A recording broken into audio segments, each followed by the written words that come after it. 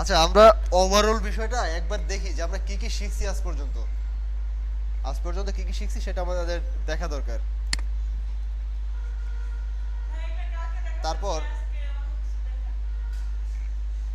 কালকে কখন দেখাবো? কালকে ক্লাস আছে আপনাদের?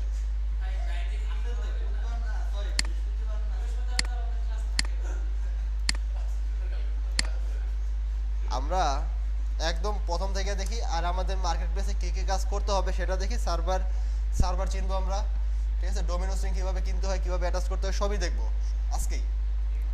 এই কারণে বললাম যে হাতে টাইম আছে কিনা।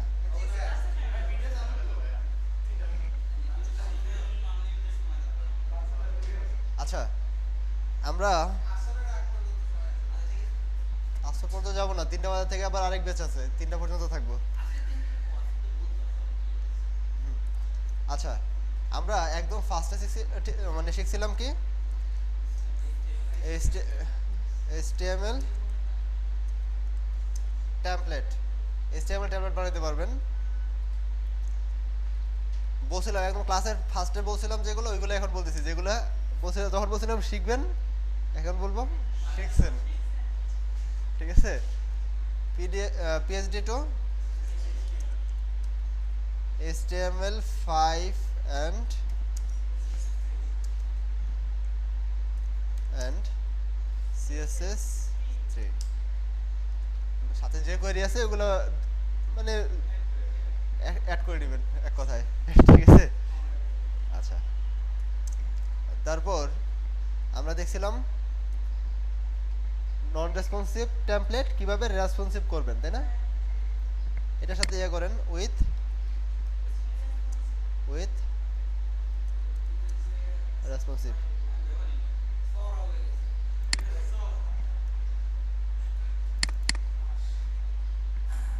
With responsive. আচ্ছা, নন রেসপন্সিভ সাইট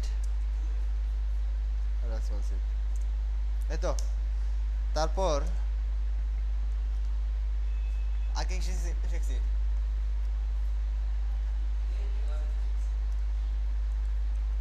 এড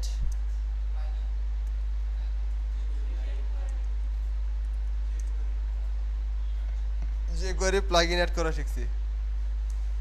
আচ্ছা, এটা গেল এইচটিএমএল এর মধ্যে, ঠিক আছে? এইচটিএমএল আরো শিখছি ল্যান্ডিং পেজ বানানো শিখছি আমরা। ল্যান্ডিং পেজ মানে একই জিনিস, শুধু মেনুটা থাকবে না এবং একটা পেজ, ঠিক আছে? এছাড়া বেশি কিছুই না।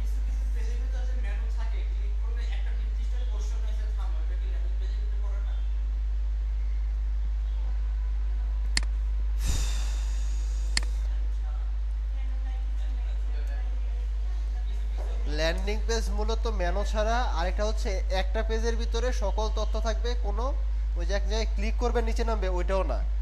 একটা ভিতরে সব মানে সকল তথ্য থাকবে, এবং ভিতরে হয় একটা কন্ট্যাক্ট ফর্ম থাকবে, না হয় সাবস্ক্রিপশন ফর্ম থাকবে।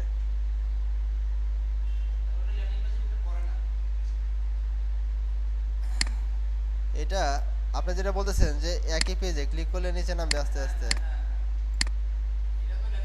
ঠিক আছে?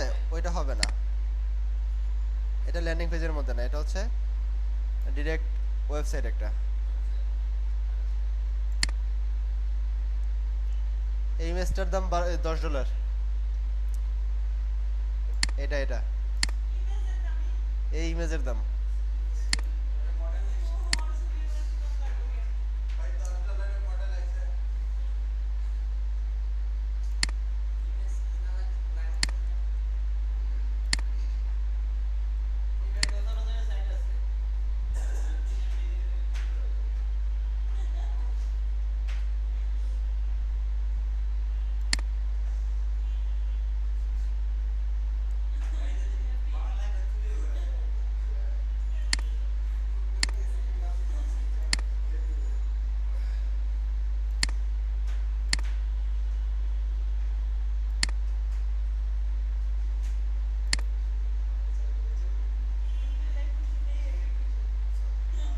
ইমেজগুলো প্রত্যেকটা ইমেজের আবার আলাদা আলাদা দাম দেওয়া আছে।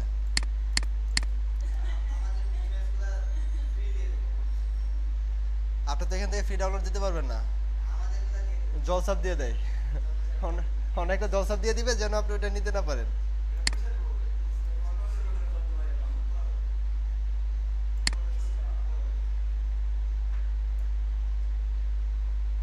এটা কার্ডে অ্যাড করতে হবে, কোথায় যেন প্রাইসটা লেখা,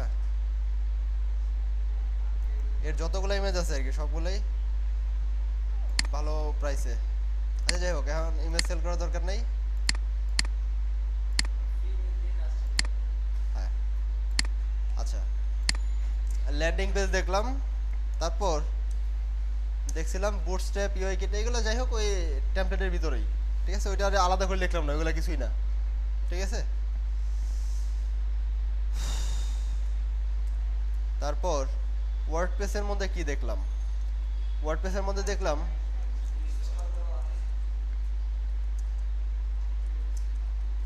ও আচ্ছা, ওয়ার্ম সার্ভার। আপনি একটা প্রবলেমে পড়ছিলেন না যে ওয়ার্ম সার্ভার ইনস্টল হয় না, তারপর পুরোনো ভার্সন ইনস্টল দেওয়ার পরেও কয়েকদিন চলছে, তারপরে সম্ভবত ওইটাও হয় না নাকি? তাহলে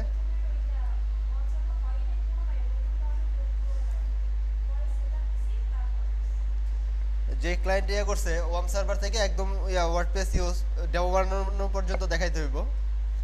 তো ওর পিসিতে গেলাম, ওটা হচ্ছে উইন্ডোজ 7, আপনারটাও সম্ভবত উইন্ডোজ 7 ছিল, ঠিক আছে। ওইটার মধ্যে এই ওয়াম্পের নতুন যে ভার্সনটা ওইটা ইনস্টল দিচ্ছে, ইনস্টল হয় না, ইনস্টল হয় প্রবলেম করে, ওই প্রবলেমটা ছিল আর কি। তারপরে আমি আমার যে পুরোনো ভার্সনটা আছে ড্রপবক্স থেকে ওই লিঙ্কটা দিয়ে দিলাম, লিঙ্কটা দেওয়ার পরে ওইটাও হয় না। পরে ওরা বললাম যে তোমার কাছে এখন একটাই ওয়ে আছে, নতুন করে উইন্ডোজ দাও তাহলে হবে। আমার অনেক স্টুডেন্টের একই প্রবলেম হয়েছে, ঠিক আছে।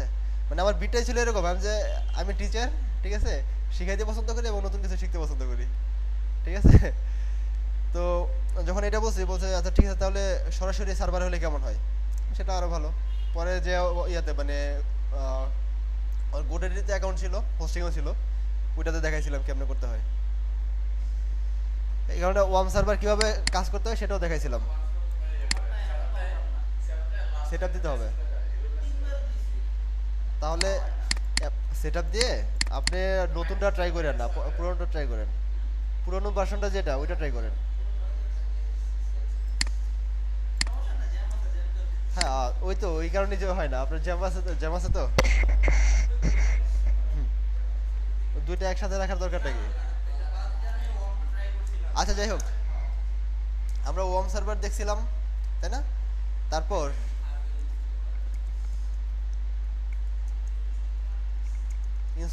ইনস্টল দেখছিলাম, তারপর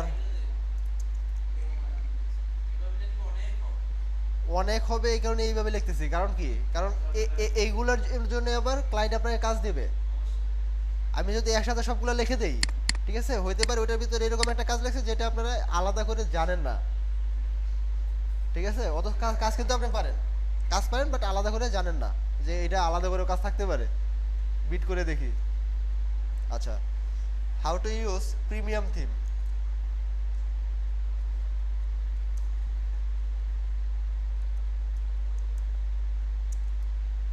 প্রিমিয়াম থিম,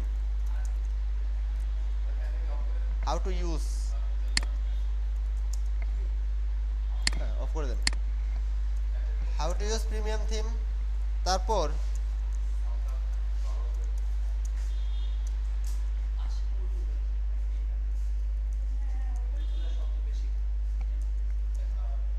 কিভাবে একটা ওয়ার্ডপ্রেস সাইট ক্লোন করা হয় আমরা জানি না। যদি থিম মানে ওয়ার্ডপ্রেস সাইট ক্লোনের সময় মাথায় রাখবেন, যদি থিমটা পান তাহলে ভালো, যদি থিমটা পান মানে যে থিম দিয়ে কাজ করছে ওই থিমটা পাইলে ভালো, না পাইলে অলরেডি যত থিম দিয়ে আপনারা কাজ করছেন আপনার মাথায় থাকতে হবে ওইটার মধ্যে মেন মেন কোন ফাংশনগুলো আছে। সাপোজ আপনি একটা সাইট ক্লোন করবেন, ওটার ভিতরে কন্ট্যাক্ট ফর্ম আছে, পোর্টফোলিও আছে, টিম আছে, ঠিক আছে। এখন আপনি চাইলে ওই রকম একটা থিম বানাইতে পারেন, কারণ বানানো শিখাইছি, অথবা চাইলে পারেন ওই রকম অপশন এই 3টা বা 4টা অপশনই আছে, বা ই কমার্স মানে যাই হোক যে যেই অপশনগুলো আপনাকে দিবে ক্লায়েন্ট যে এই সাইটটা আমরা ক্লোন করতে হবে, ওটার মধ্যে যা যা আছে ওইগুলো নিয়ে একটা থিম খুঁজবেন, যে থিমটা পাবেন ওইটারে আপনারা মডিফাই করে সেম লুকটা দিতে পারবেন। কারণ একটা সাইটের লুকটা কোথায় ডিপেন্ড করে, কিসের উপরে? সিএসএস এর উপরে। আপনি যখন ওই থিমের সিএসএসটা এডিট করবেন, অটোমেটিকলি কি ওইটা ওই ক্লোন হয়ে যাবে, ইজিলি কাজটা করতে পারবেন। আর ফার্স্টে যদি ক্লোন করেন তাহলে আগে চেক করে নেবেন।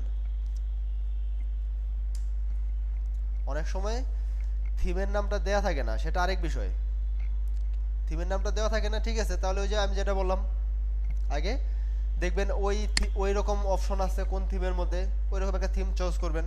আর তারপরে আরো কি কি দেখবেন দেখেন।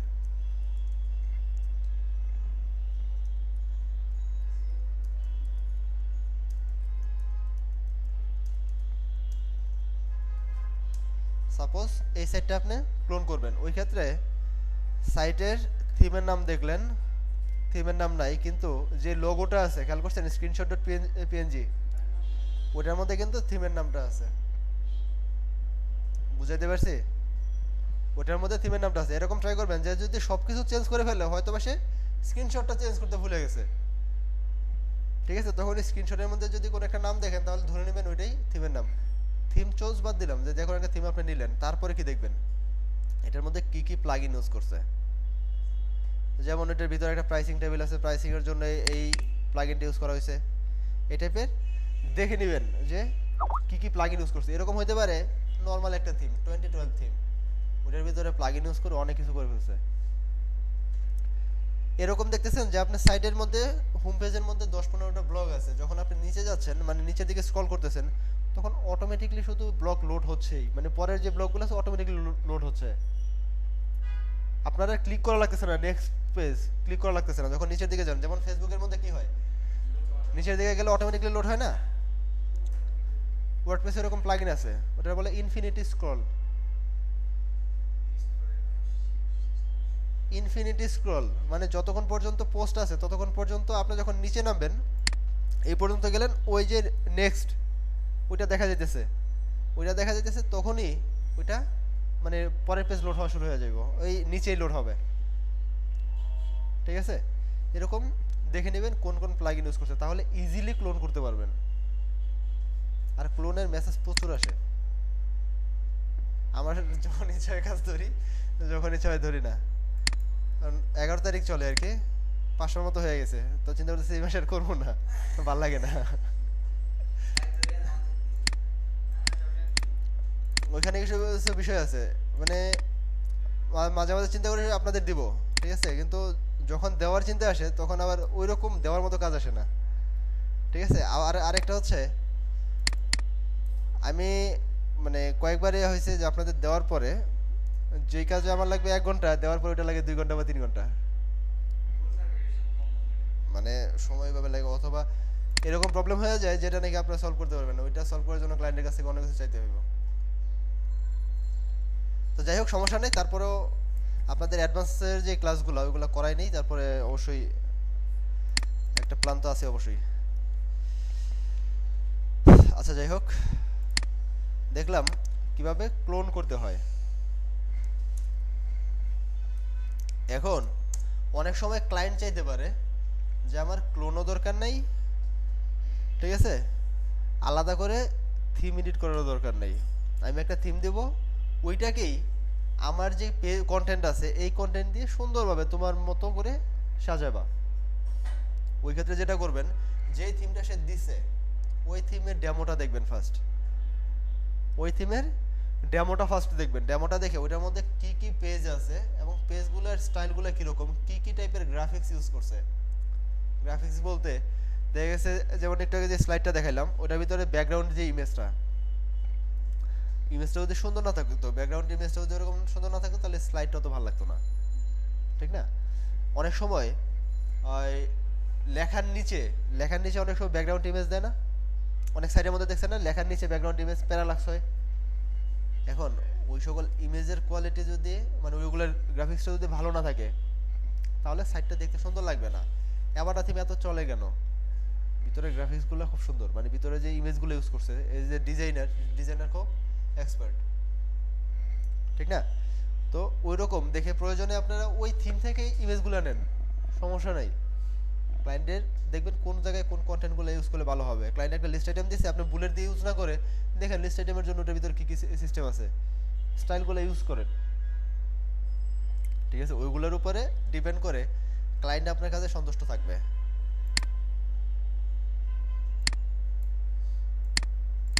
আচ্ছা, ওয়ার্ডপ্রেসে দেখছিলাম আমরা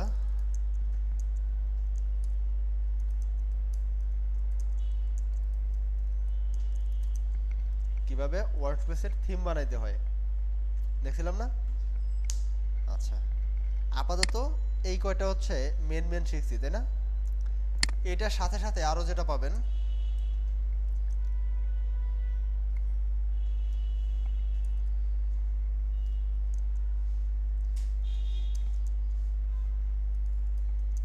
একটা স্লাইডার ক্রিয়েট করতে বলবে, কোন একটা সাইট থেকে স্লাইডার ক্লোন করতে বলবে।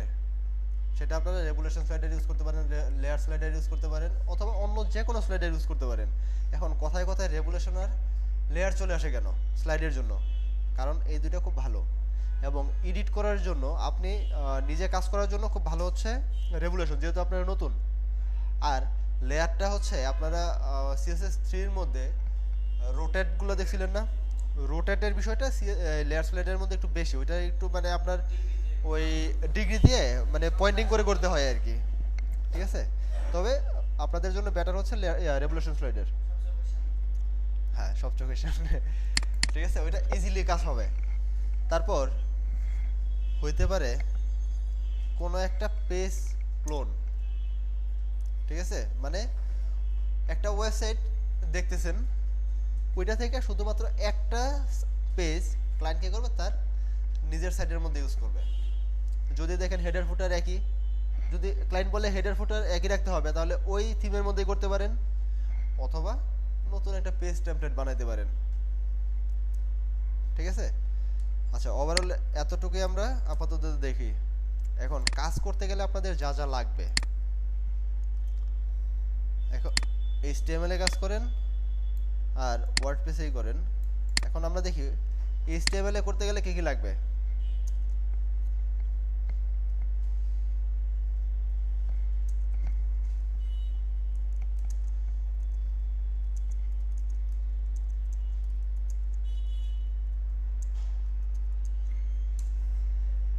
আপনাদের HTML করতে কি কি লাগবে? ফার্স্টে লাগবে ফার্স্ট এবং লাস্ট।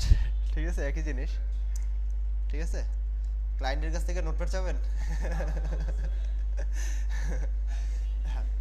আচ্ছা, যদি পিএইচডি অথবা জেপিজি অথবা পিএনজি অথবা যে কোনো একটা মকআপ থেকে ক্লায়েন্ট আপনাকে কাজ দেয়, ক্লায়েন্ট তো আপনাকে কাজ দিবে যে এইটা থেকে আপনি ডিজাইন করেন, ওই ক্ষেত্রে কি যাবেন?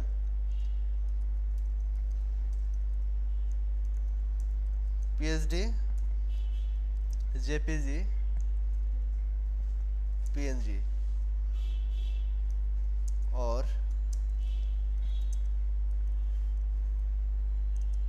any mockup, এই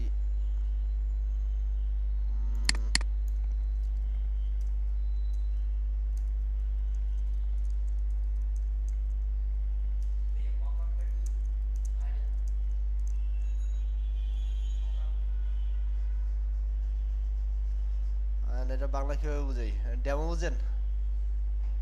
মকআপ মানে হচ্ছে একটা লেআউট বা একটা মানে মানে প্রতিচ্ছবি আর কি। ঠিক আছে, এখানে যেটা আর কি বুঝাবো, যে আপনি যে কাজটা ক্লায়েন্টের কাছ থেকে চাচ্ছেন, ওইটার একটা আইডিয়া বা ওইটার একটা ছবি, প্রতিচ্ছবি আপনাকে দিবে, যেটার উপরে বেস করে আপনি কাজ করবেন। ঠিক আছে, আচ্ছা, কিছুই নাই ক্লায়েন্টের কাছে, এগুলো কিছুই নেই, তাহলে ক্লায়েন্টে বলেন তোমার কি কি লাগবে ওইটা আমার একটু বলো। সেটা হচ্ছে ক্লায়েন্টের কাছ থেকে কিছু একটা আইডিয়া নেবেন যে তার কি কি লাগবে। প্রয়োজনে আপনার ক্লায়েন্টের আইডিয়া ইউজ না করেন, সমস্যা নেই, বাট তার কি কি লাগবে তা তো জানানো দরকার আছে।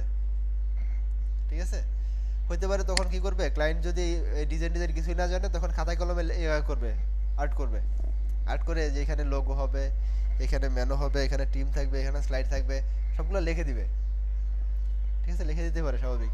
তখন আপনি ওইটার উপরে ভেস করে দেখেন ভালো কোনো পেজ আছে কিনা, অথবা আপনার মাথায় যে আইডিয়াটা আসে খুব ভালোভাবে ডিজাইনটা করে দেন, ক্লায়েন্ট খুশি হয়ে যাবে। ঠিক আছে, এটা হচ্ছে কাজ করার জন্য ফার্স্ট লাগবে।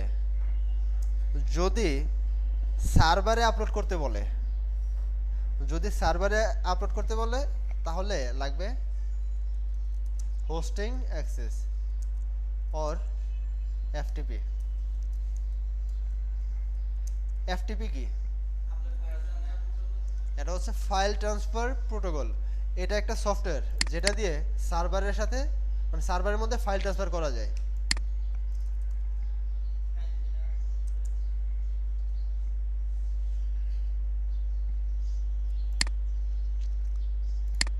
সার্ভারের মধ্যে ফাইল ট্রান্সফার করা যায়। এটা হচ্ছে আমার খুব পুরনো ক্লায়েন্ট আর কি, এর সবসময় অ্যাক্সেস আমার কাছে থাকে, হোস্টিং হোক আর এফটিপি হোক।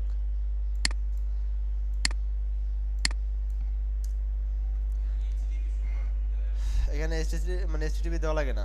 এখন হোস্টের নাম এরকম হতে পারে, তার সাইডের নাম হতে পারে, বা অন্য কিছু হতে পারে। ঠিক আছে, ক্লায়েন্ট আপনাকে 3টা জিনিস দিবে অথবা 4টা জিনিসই দিতে পারে। এখানে যে পোর্টটা দিলেও চলে, না দিলেও চলে, মেন লাগবে এই 3টা।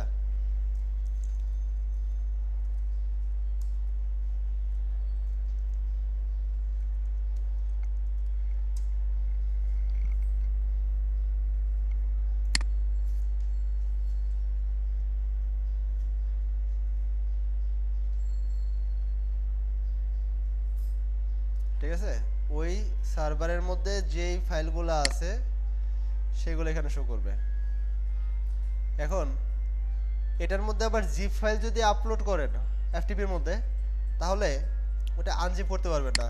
সাপোজ এটা এখানে আনজিপ করতে পারবেন না। ঠিক আছে, তাহলে কি করতে হবে, জাস্ট ফোল্ডারটা ধরে আপলোড করে দিতে হবে। ওই ফোল্ডার সহ এখানে যত ফাইল আছে সব আপলোড হয়ে যাবে। কোনো কারণে ক্লায়েন্টের সার্ভারের মধ্যে থিমটা আপনি আপলোড করতে পারতেছেন না, তখন কি দরকার, সিপ্যানেল দরকার, হোস্টিং দরকার। সিপ্যানেল বা হোস্টিং একটা হলেই চলে। এখন ক্লায়েন্ট বলতেছে দুটার একটাও নেই, আমার কাছে এফটিপি আছে। আপনি জানেন না কীভাবে এফটিপিতে কাজ করতে হয়। ঠিক আছে, তখন কী করতে হবে, ওই যে এই কারণে দেখাই দিলাম আর কি, যে ওইটার হোস্ট নেম দিবে, ইউজার নেম দিবে, পাসওয়ার্ড দিবে। ঠিক আছে, পাসওয়ার্ড দেওয়ার পরে আপনি ওটাতে যাবেন, ওইটার ভিতর যদি অন্য কোনো সাইটও থাকে তাহলে নাম থাকবে এখানে। ঠিক আছে, ওইটার নাম থাকবে। তো আপনারা যেটা করবেন, ফার্স্টে যে ডিরেক্টরিতে আছেন ওইখানে একটা ইমেজ অথবা অন্য কিছু আপলোড করবেন, দেখবেন এটা ওই সাইডের পরে স্ল্যাশ দিয়ে সেটা আসে কিনা। কীরকম দেখেন, যেমন এইখানে আপনি যে কোনো একটা ইমেজ আপলোড করলেন, ইমেজ বলতে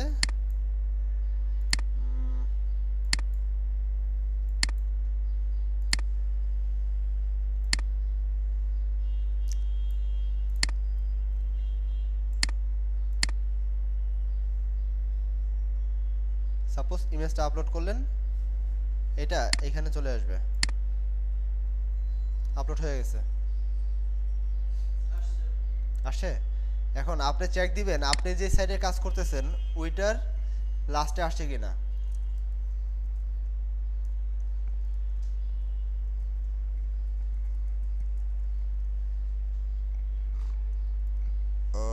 ওয়েবসাইটের লিঙ্কটা ভুলে গেছি, যে ওইটার শেষে যখন আপনি ইয়ে দিবেন, মানে ওই যে ফাইলটা আপনি আপলোড করছেন ওইটার নাম দিবেন, এবং ওইটা যদি আসে তাহলেই বুঝতে পারবেন যে এই ডিরেক্টরিটাই আপনার ওই সাইটের ডিরেক্টরি।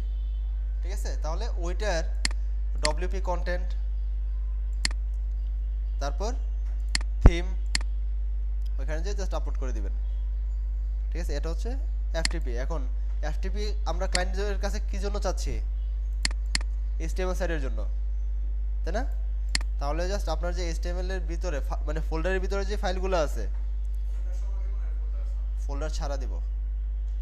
যদি এটা সরাসরি ওই ডিরেক্টরি হয়ে থাকে তাহলে কি করব, ফোল্ডার ছাড়া শুধু ফাইলগুলো দিয়ে দিব। কীরকম, ধরেন এই যে মালটার ভিতরে আমার যে থিমটা আছে, ঠিক আছে, খুব বেশি কিছু দিয়ে নেই কারণ এটার ভিতরে কিছু দরকার নেই, শুধু ল্যান্ডিং পেজ ছিল একটা।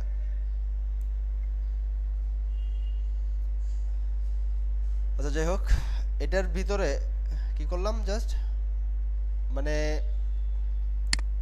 বিষয়টা হচ্ছে এরকম, এইচটিএমএল এ কাজ করার জন্য আমরা ফার্স্টে কি করি, ফার্স্টে একটা ফোল্ডার ক্রিয়েট করি, ওইটার ভিতরে এইচটিএমএল ফাইলগুলো রাখি না। এখানে আপনি যেটা করবেন শুধুমাত্র এইগুলোই আপলোড করবেন, এই ফোল্ডার আপলোড করার কোনো দরকার নেই। বুঝাতে পারছি? আচ্ছা, এটা গেল এফটিপি।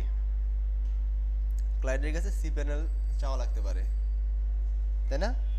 যদি ক্লায়েন্ট আপনাকে সিপ্যানেল বা হোস্টিং দেয়, ক্লায়েন্ট আপনাকে যদি হোস্টিং দেয় তাহলে কিভাবে কাজ করবেন?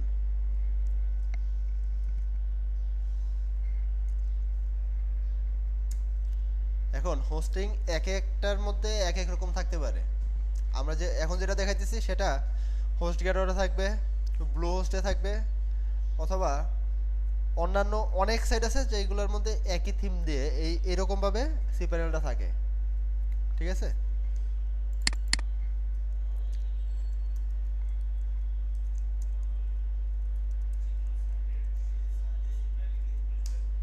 হ্যাঁ, না, যে কোনো সাইটে না, সেটা ডিপেন্ড করবে তার হোস্টিংয়ের উপরে, সে কোন জায়গা থেকে হোস্টিংটা নিছে। এখন তাকে যদি হোস্টিং প্রোভাইডার সরাসরি সিপ্যানেল দেয় তাহলে স্ল্যাশ দিয়ে সিপ্যানেল লিখলেই হবে। যেমন আপনার গোডারিতেই অনেক সাইট আছে যেটার মধ্যে সিপ্যানেলটা আসে না।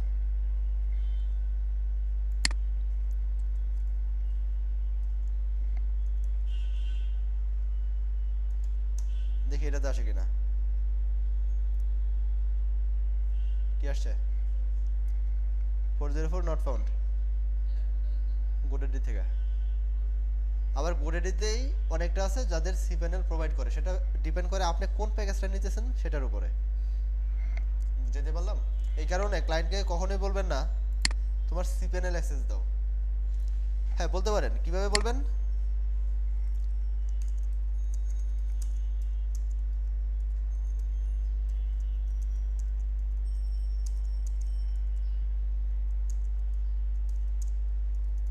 এরকম লিখতে পারেন। এটা লিখলে কি হবে, ক্লায়েন্ট যদি সিপ্যানেল না বুঝে তাহলে বুঝে নেবে সে হোস্ট অ্যাক্সেস চাচ্ছে, কারণ যেই সাইটের সিপ্যানেল নাই, সিপ্যানেলের সাথে ক্লায়েন্ট পরিচিত না, ওই ক্লায়েন্ট কিন্তু বুঝবে না কোনটা সিপ্যানেল, তাই না? সিপ্যানেল মানে কন্ট্রোল প্যানেল। এখন ক্লায়েন্ট, অনেক ক্লায়েন্টই আছে যাদের বললে যে সিপ্যানেল অ্যাক্সেস দাও, ফার্স্টে যদি বলেন তাহলে বলবে সিপ্যানেল কি, তখন আবার বলতে হবে হোস্টে অ্যাক্সেস দাও।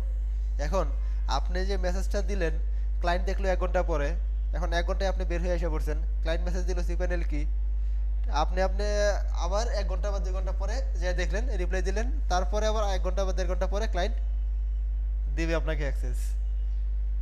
ঠিক আছে? যদি একসাথে এটা লেখেন এত ঘন্টার দরকার নেই। বুঝতে পারলাম? আচ্ছা, হোস্টিং এবং সিপ্যানেল দুইটাই দেখি আজকে।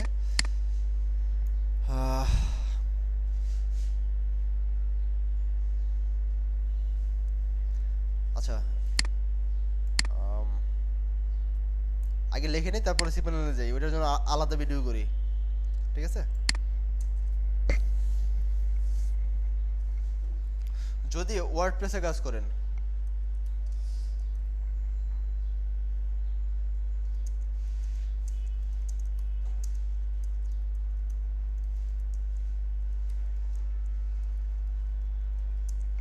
যদি ওয়ার্ডপ্রেসে কাজ করেন তাহলে ফার্স্ট ক্লায়েন্টের কাছে যাবেন অ্যাডমিন অ্যাক্সেস। তবে শর্ত প্রযোজ্য, ইফ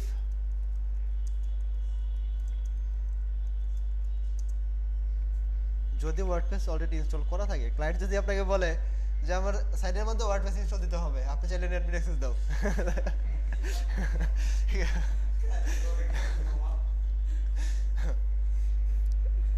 আবার বাংলায় আপনার বলে ফেলবে মামা কেমনে।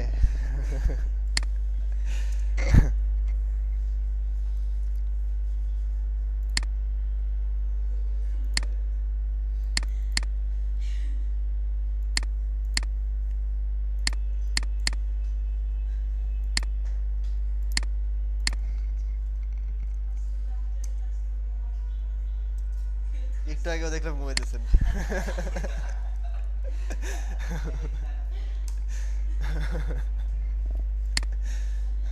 আচ্ছা, এখন কথা হচ্ছে অ্যাডমিন অ্যাক্সেস আপনি চাবেন কখন, যদি ইনস্টল করা থাকে। সেকেন্ডে লাগবে কি,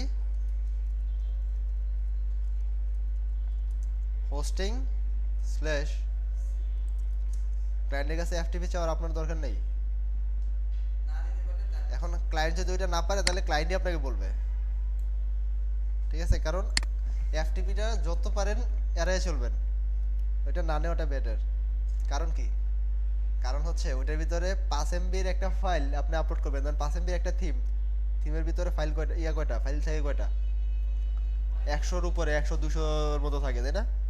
এখন এই 200 ফাইল একটা একটা করে আপলোড হবে, ঠিক আছে? আপনি তো ফোল্ডার আপলোড করতেছেন জিপ করে না, তাই না? ফাইলগুলা যাবে, তাই না? ফার্স্টে ওই মনে করেন একটা গেল header.php গেল, তারপর যাবে footer.php, তারপর যাবে index.php, তারপর একটা ফোল্ডার উঠবে, এই ফোল্ডারের ভিতরে আবার ইমেজ উঠবে, যতগুলো ইমেজ আছে সবগুলো একটা একটা করে উঠবে। 5 MB আপলোড হতে আপনার 15 থেকে 20 মিনিটের মতো লাগতে পারে, ঠিক আছে? আর যদি এটা সি প্যানেল থাকে, সি প্যানেল থাকলে কিন্তু অল্প টাইমের মধ্যে হয়ে যাবে, জিপ করে 2-1 মিনিটের মধ্যে হয়ে যেতেছে। এই কারণে ট্রাই করবেন এফটিপিটা এড়াই চলার জন্য। অগত্যা যদি না পারেন তাহলে কিছু করার নাই, ঠিক আছে? যেমন এই যে ক্লায়েন্টের কাজ করছি যখন, তখন এর তো ওই যে বলছিলাম আপনাদের যে কোনো সি প্যানেল নাই, ওত্তেরি।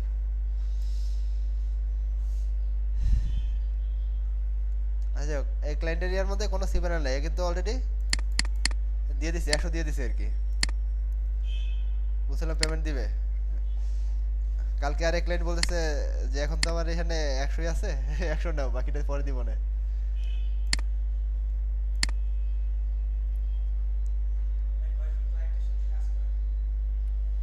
ঠিক নেই, মনে গেছে, ঠিক আছে? 100 ইয়ে করছে, এখন গেলাম আর 35 কই, বলতেছে তুমি এক কাজ ইয়ে করো, ওই যে একটা মেসেজ পাঠাইছি পেমেন্টের সময়, ওইটা একটু দেখো, ওইখানে লেখা আর কি যে আপাতত 100ই নাও, পরেরটা মানে এখন আপাতত নাই, পরে দিতেছি, মানে পেপালে নাই আর কি। কারণ ওদের পেপালে সবসময় টাকা থাকে না, ঠিক আছে? ব্যাংক অ্যাকাউন্টে টাকা আছে, ঠিক আছে? ব্যাংক থেকে ওইটা পেপালে মানে ট্রান্সফার করা লাগে অনেক সময়, যে কোনো পেমেন্ট দেওয়ার জন্য, ঠিক আছে? আচ্ছা, যাই হোক, ওটা বিষয় না। এখন হোস্টিং অথবা সি প্যানেল অ্যাক্সেস চাইলেন,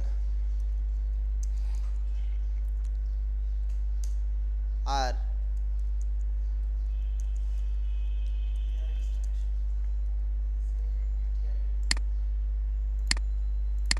ক্লিয়ার ইনস্ট্রাকশন। এখন আপনি যদি ক্লায়েন্টের সাথে যখন আলোচনা করতেছেন, আপনি তখন অলরেডি আপনি জানেন কি কি কাজ করতে হবে, সেটা অলরেডি আলোচনা হয়ে গেছে, ওই ক্ষেত্রে তো আর এটা পাঠানোর দরকার নাই। তবে কাজ স্টার্ট করতে হলে এইগুলো আপনার লাগবে। সেটা হইতে পারে অর্ডার করার পরে, অথবা আপনি বিড করছেন, ক্লায়েন্টের সাথে ডিসকাস করেন নাই, সে সরাসরি জব অফার করে ফেলছে, ওইরকম হইতে পারে। তবে এই 3টা জিনিস আপনার লাগবে, এটা শিওর থাকেন, ঠিক আছে? এখন কাজ করতে গেলে এই অ্যাক্সেসগুলো লাগবে, ঠিক আছে? আপনার জানতে হবে কি কি জানতে হবে।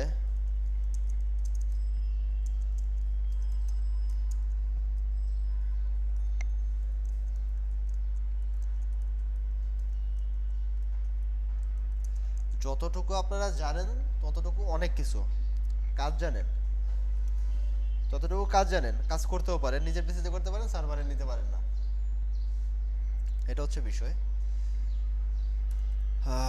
আচ্ছা, এখানে এইটার বিষয়টা কি, বিষয়টা হচ্ছে ক্লায়েন্ট আপনাকে একটা কাজ দিছে, ক্লায়েন্টের ডোমেইন আছে, হোস্টিং আছে, কিন্তু আপনি যখন ডোমেইনের মধ্যে ক্লিক করতেছেন তখন দেখাইতেছে এটা হয়তো বা হুইচের ড্যাশবোর্ড চলে আসছে, হুইচ দেখাইতেছে, অথবা দেখাইতেছে অন্য যে কোনো একটা ওয়েবসাইট দেখাইতেছে যেখান থেকে ডোমেইন কিনা যায়, ঠিক আছে? মেলচিপ এরা অথবা এরকম অনেক দিতে পারে, ঠিক আছে? ওই ক্ষেত্রে আপনার বুঝতে হবে ডোমেইন এবং হোস্টিং কিভাবে অ্যাড করে। বলছিলাম আপনাদের কোনো ক্লাসে ডোমেইন এবং হোস্টিং কিভাবে একসাথে করে। আচ্ছা, আপনি ফার্স্ট একটা যদি অনলাইনে কাজ করতে যান তাহলে ক্লায়েন্টের কী কী লাগবে, হয়তো একটা ডোমেন লাগবে, একটা হোস্টিং লাগবে। এখন ডোমেন এবং হোস্টিং কি সেটার বিষয়ে তো আইডিয়া আছে, তাই না? ডোমেন হচ্ছে সাধারণ একটা নাম, ঠিক আছে, আর হোস্টিং হচ্ছে স্পেস। যেমন এখানকার হোস্টিং, সফটওয়্যার আইটির হোস্টিং হচ্ছে এই প্লেসটা, ঠিক আছে, আর ডোমেনটা হচ্ছে সফটওয়্যার আইটি।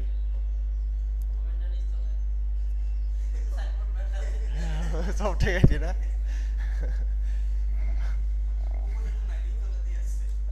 ও তাহলে ওইখানে যে আছে এটা কি? আচ্ছা যাই হোক, ওটা হচ্ছে ডোমেন, সাবডোমেন না?